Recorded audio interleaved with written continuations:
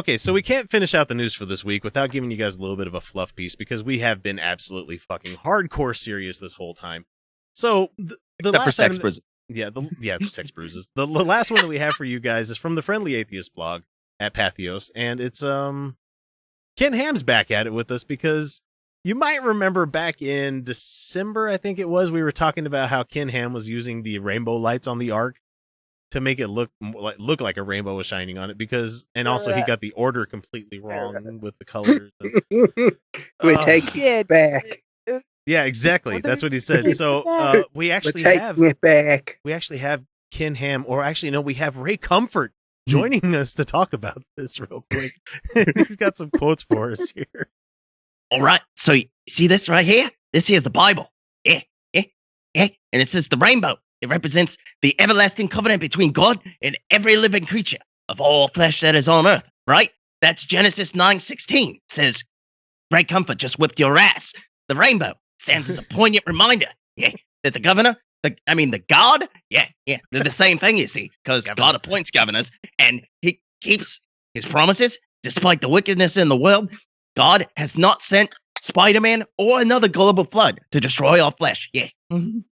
Destroy all flesh. And okay. I love you, Eli. That wasn't really Rick. To do listeners know. It sounded just like okay. Just from that quote right there, just from that stupid that was our quote, lovely Marissa. Thank you, Marissa. That stupid quote there where he says all flesh is on the earth and God has not sent another global flood to destroy all flesh. He commanded a guy to make a boat so that all flesh would not be destroyed. So God failed at his own fucking mission to destroy all flesh to begin with. Because he's like, except for 99.999% of all flesh at the time. I just love how you could go to these guys and just go to like an exposed rock wall somewhere that goes millions of years in the past and be like, yeah, you see this one line right here? All of that color right there, that's iridium. Do you know what that's from? That's from an asteroid hitting the Earth, you fucking idiot. No, that happened because of a flood. No. Oh, it was the flood. Also, Destroy All Flesh is going to be the name of my new prog rock album under my new band, Sex, Bruises, and Riding Crops. Just saying. It's going to be awesome. Yes.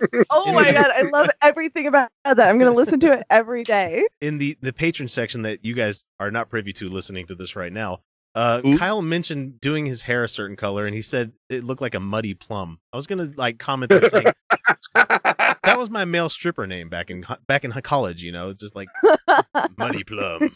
Welcome to the stage, Muddy Plum. Muddy Plum. That's a good name for a band. Even better than Mystic Spiral. And so it says here, right? So the rainbow was a reminder from God that He hasn't slaughtered all of us yet. Delightful.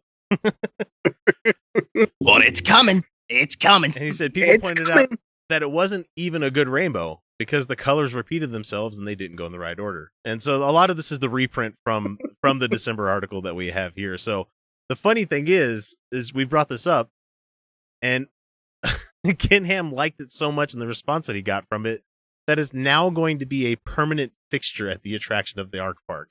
Because of course it is. Oh my God. I don't know how rainbows work. Let's keep it. Because God says rainbows, light refracting off of water in the atmosphere. Can we get Ween to show up and just play the Homo Rainbow on repeat until he, leaves Earth? Can I have them play the entire The Pod album? Just the whole. That works too. And by the way, I just want to commend you for being the first person who ever got a Ween joke that I made. So there you go. Wait, hang on. There are people who don't get Ween jokes. I live in Pennsylvania. God damn it! I fucking love. That's Ween. Right. I forget. The fact that they made an appearance in the It's Pat the movie. Yes, don't judge me. I watched that fucking movie. It was an amazing film.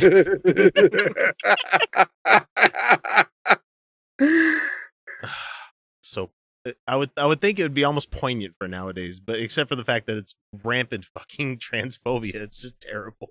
Now that I think about it, I'm like, oh god, oh what were we doing in the 90s? What the fuck? That's kind of how I feel when I watch Ace Ventura. Oh like, no, yeah. The whole twist of that movie is like, oh, that's not cool. that was funny. Yeah, it's really deeply uncomfortable. Okay, so the one I've been struggling with lately is Tu Wong Fu. Thanks for everything, Julie Newmar. It's Patrick Swayze. Is fantastic. I love that movie. But Marissa, are you familiar with this movie? Vaguely. Okay, so Patrick Swayze, John Leguizamo, and Wesley Snipes are all drag queens, but drag queens, as we all know, is a performing art. It is not a day-to-day lifestyle. But they dress as women in their day-to-day, and they identify as women. And at the end of the movie, the main woman from the small town who is saved from an abusive marriage by Patrick Swayze says, "I don't think of you as a man, and I don't think of you as a woman. I think of you as an angel." And she goes, "That," and Patrick Swayze says, "That works for me." Oh, and we verify that Patrick Swayze has a penis because the cop sexually assaults her on the side of the road, and she says, "Get your hand off my dick, Barney." And it's like this really like empowering moment where it's like, where you're like, yeah, don't you fucking do that. And like, but at the end of the day, I'm like, okay, I feel like we're muddying issues here. That movie didn't want to know what it wanted to say, you know? It's just like, exactly. What, Kyle, help me remember here. What was the Roland Emmerich movie about the Stonewall? Was it just Stonewall? It was Stonewall, right? Yeah. And how they completely whitewashed the. Yeah, that one was completely tone deaf and pretty much just piece of shit. Yeah, they also cis-washed it. Yes, they did. Yeah, exactly. Did. I meant to. Yeah, they did ciswash it. They absolutely did. There's a very, very important trans woman led the fucking the whole Stonewall riot thing. Threw the first stone, I guess to say. Yeah. Yeah, and so like, I assume when someone does the adaptation of my book, it's going to be played by a cis woman with purple hair. So just line it up to see who it's going to be. Ready. Well, you might want to start. Yeah, you might want to start throwing out suggestions now. John Leguizamo.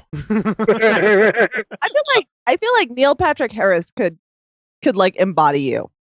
Neil Patrick Harris could embody anybody, really. He can embody me. He is anytime. so charming. I'd be okay with that too. I'm comfortable enough on my Kinsey scale that that's fine by me, guys.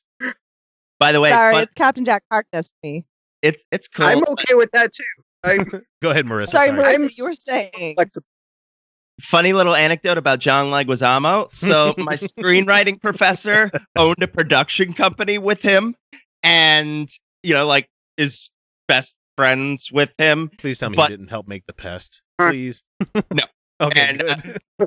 But she mentioned the Super Mario Brothers movie and said that she had never seen it. And she was explaining that by saying that she had never seen him in a bad movie. And I said, first of all, you need to watch that train wreck. Second of all, you need to watch The Happening. Oh, so bad. Now, not to go too far off the John Leguizamo train here, because we do need to wrap it up here, but he acted his ass off in Spawn. He was the only thing that tried to save that fucking movie. You know what? He's tried to do so much. I adored him in Moulin Rouge. And then I adored him as Tybalt in the Romeo and Juliet. Baz Luhrmann's Romeo and Juliet. I like that one. Oh, he was so good. And his one-man shows are always fun to watch. I like his one-man shows, especially Super Freak. That was a fun one. So yeah, we're talking Ken Ham. Ken Ham, he says he's going to make a permanent fixture. Sorry.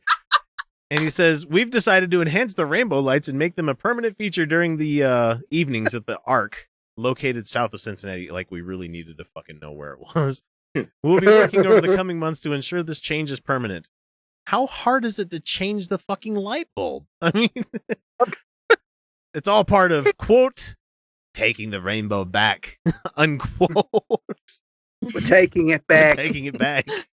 Taking it back from what? The homos. From the homos, the LGBTs. The we can't possibly have any of them.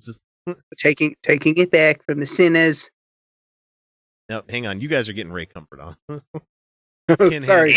Ken Ham is like, well, he has to do it. He has to have like the Michael Caine Australian voice. You know, the. I'm having a hard time channeling Ken Ham. You know, Bernard, that there's a book. I've got this book. There you go. Got this book. We're taking it back. I've got a book. Fucking ass. Okay, hold on. Now I'm trying to think of how to do an Australian. You weren't about to say that, were you? No, I can't. An Australian Batman voice? Were you about to say that? I think you were. Michael Caine. Australian Batman. Oi! Well, Christian Bale is Australian, so. Bale. That would have been fun. You'll always be that little boy from Empire of the Sun.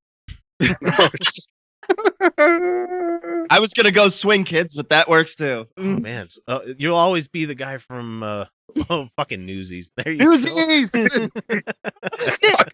Newsies! Oh, I fucking hate that movie. My wife loves it. I hate that. Now it's time to seize the day. God, I can't stand it. No.